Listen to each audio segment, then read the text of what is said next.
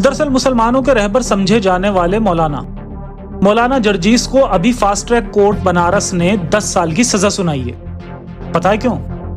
बलात्कार के केस में। जी हाँ, बलात्कार के केस में। जो मौलाना टीवी पर और सोशल मीडिया प्लेटफॉर्म पर चीख चीख के इस्लाम को बेहतर बताने और इसे औरतों के लिए सबसे बेहतर मजहब की दलील देता है और उसको पूरी दुनिया में छा जाने के लिए लंबे चौड़े बयान देता है, जो बहुत फेमस है, उसको 10 साल की सजा हुई बलात्कार के केस में। हुआ कुछ यूं कि मौलाना जर्जिस अक्सर बनारस में तकरीर करने के लिए आता जाता रहता था। 2013 में जेतपुरा थाना की रहने वाली एक महिला उसके पास झाड़ फूंक के लिए आई और आकर उसने अपनी परेशानी मौलाना को बताई।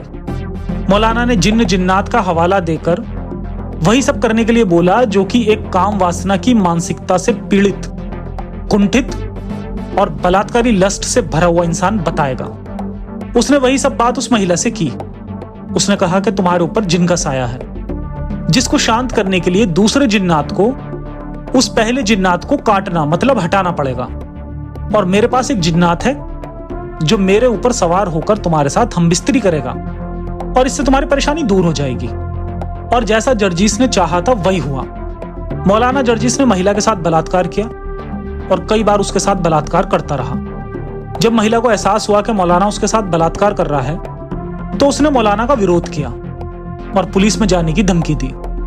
धमकी मिलने के बाद मौलाना डर गया और उससे शादी करने का वादा करने लगा।